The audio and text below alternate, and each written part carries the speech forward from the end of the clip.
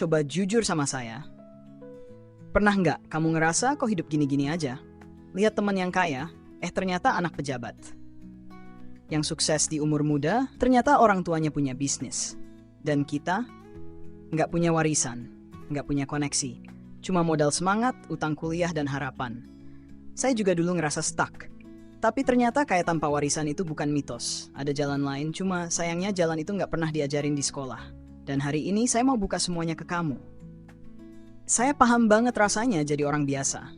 Saya bukan anak orang kaya, nggak punya perusahaan keluarga, nggak ada properti yang diwarisin. Dan kalau kamu nonton video ini, kemungkinan besar kamu juga sama kayak saya. Sering banget saya mikir, apa iya orang biasa bisa jadi kaya? Karena di sekeliling saya, yang kelihatan sukses kebanyakan memang udah dari sononya. Entah orang tuanya kaya, punya koneksi, atau minimal dibekali modal usaha dari kecil. Sementara saya, ya kerja keras, nabung sedikit-sedikit. Tapi rasanya kok, tetap aja jauh dari kata sejahtera. Tapi pelan-pelan saya mulai sadar. Ternyata banyak juga orang yang titik awalnya bahkan lebih berat dari saya. Nggak punya siapa-siapa, cuma modal tekad. Tapi sekarang bisa mandiri secara finansial. Bahkan jadi inspirasi. Ada satu data yang bikin saya mikir ulang. Ternyata, lebih dari 70% miliarder di dunia adalah self-made. Artinya mereka mulai dari nol. Nggak ada warisan, nggak ada privilege. Jadi kalau mereka bisa, pertanyaannya kenapa kamu nggak? Masalahnya bukan cuma soal uang, tapi soal arah. Kita hidup di sistem yang nggak pernah ngajarin kita cara mainnya. Sekolah ngajarin rumus, teori, hafalan, tapi nggak pernah ngajarin kita cara ngerti uang, cara ngatur keuangan, cara bikin uang kerja buat kita. Itulah kenapa banyak dari kita kerja keras, banting tulang, tapi tetap aja hidup di lingkaran yang sama. Bukan karena kita malas, tapi karena kita nggak pernah dikasih peta. Dan hari ini, saya pengen kasih kamu peta itu. Peta yang dulu saya cari-cari sendiri, jatuh bangun, sampai akhirnya saya ngerti. Ternyata ada cara untuk keluar dari siklus ini. Dan kamu juga bisa. Kalau kita pikir-pikir ya, dari SD sampai lulus kuliah, kita diajarin banyak hal. Rumus Pitagoras, nama-nama kerajaan, bahkan hafalan tabel periodik. Tapi coba kamu jawab satu hal. Pernah nggak ada yang ngajarin kamu cara bikin anggaran bulanan? Atau gimana caranya ngerti bunga kartu kredit? Atau kapan waktu yang tepat buat mulai investasi? Saya sih, nggak pernah.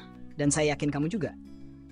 Lucunya, semua hal itu ternyata lebih sering kita hadapi di dunia nyata ketimbang rumus-rumus yang kita hafal mati. Gaji pertama? Bingung. Kena tawaran cicilan 0% asal tanda tangan. Punya kartu kredit? Lupa bayar dan bunganya ngacauin semuanya.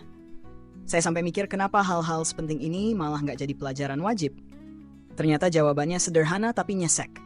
Sistem pendidikan kita memang nggak dirancang buat ngajarin kita mandiri secara finansial.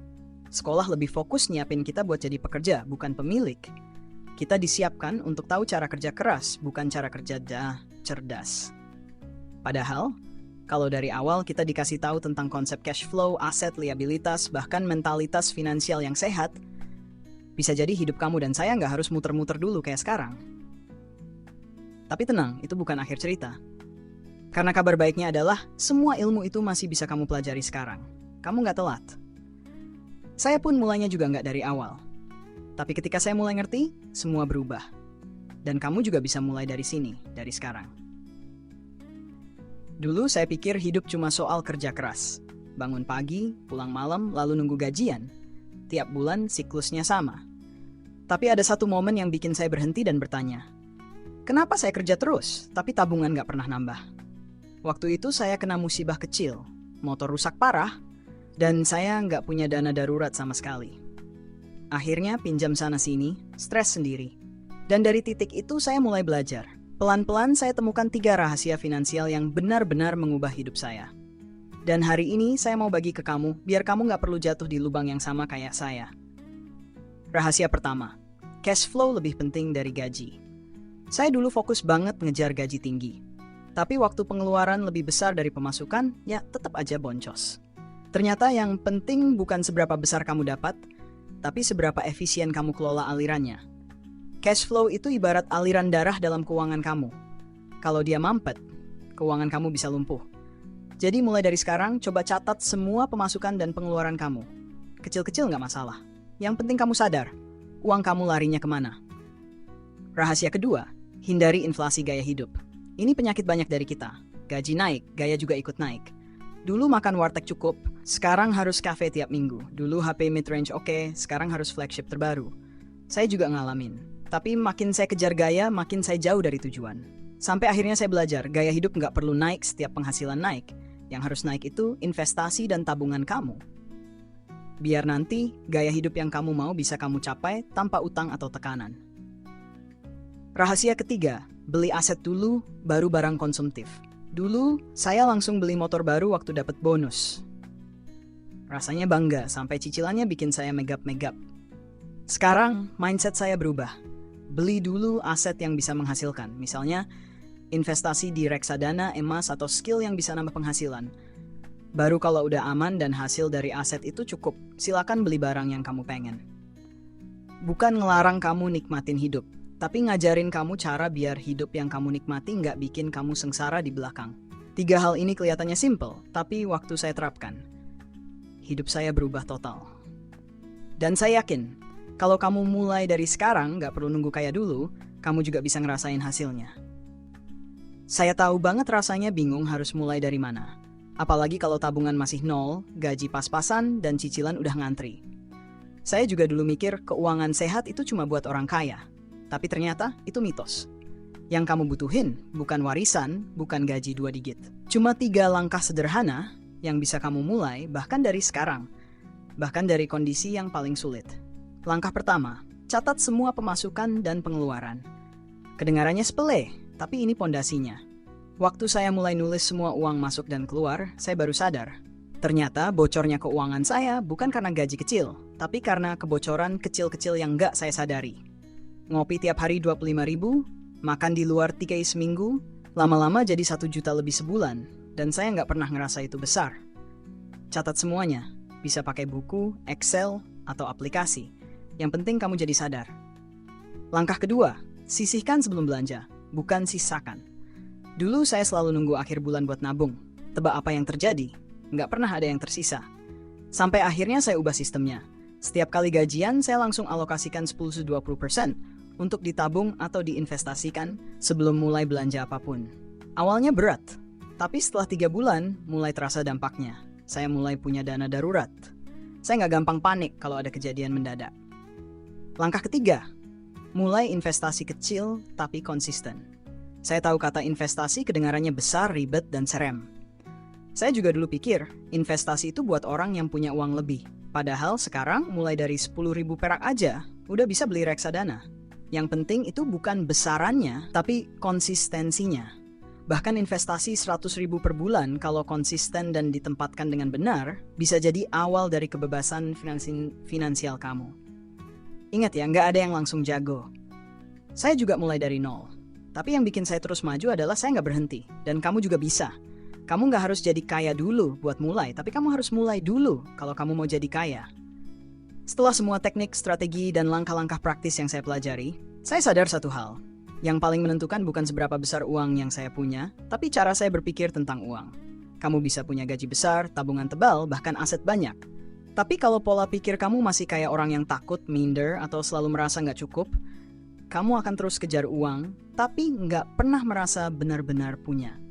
Saya dulu juga mikir, saya ini siapa sih? Anak orang biasa, sekolah di tempat biasa, nggak punya koneksi, masa ia bisa kaya?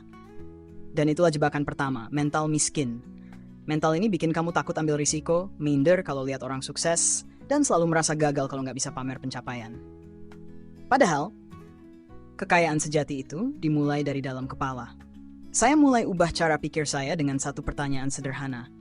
Kalau saya percaya diri, saya akan ambil keputusan keuangan seperti apa. Dan perlahan, semuanya berubah. Saya mulai belajar growth mindset. Percaya bahwa kemampuan keuangan saya bisa berkembang lewat belajar, bukan ditentukan oleh nasib atau keluarga. Saya berhenti nyalahin orang tua, berhenti bandingin hidup saya sama orang lain. Dan mulai fokus pada satu hal. Apa langkah kecil yang bisa saya ambil hari ini untuk masa depan saya? Lalu saya mulai sadar, orang kaya bukan cuma punya uang, mereka punya cara pikir yang berbeda. Mereka nggak beli sesuatu untuk pamer, tapi untuk fungsi. Mereka nggak panik waktu harga turun, justru mereka lihat peluang. Mereka sabar, disiplin, dan tahu kapan harus menahan, kapan harus bertindak. Ini bukan soal bakat. Ini bukan soal keberuntungan. Ini soal melatih cara berpikir. Dan kalau saya bisa, kamu juga bisa. Uang bisa hilang, aset bisa rusak. Tapi mindset yang benar akan terus bikin kamu bangkit, bahkan dari nol sekalipun. Dan itu bekal paling berharga buat kamu yang gak punya warisan.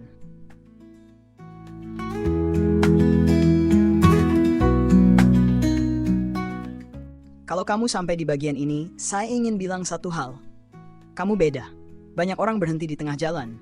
Banyak yang bilang nggak bisa, nggak mungkin, hidup emang begini. Tapi kamu nonton sampai habis. Dan itu artinya, kamu siap berubah. Saya tahu, jadi kaya tanpa warisan itu nggak mudah. Saya tahu banget rasanya jalan sendirian sambil jatuh bangun cari arah sendiri. Tapi saya juga tahu, itu mungkin. Dan kamu udah ada di jalur yang benar, jangan buru-buru. Nggak harus langsung sempurna, cukup konsisten, cukup satu langkah kecil setiap hari.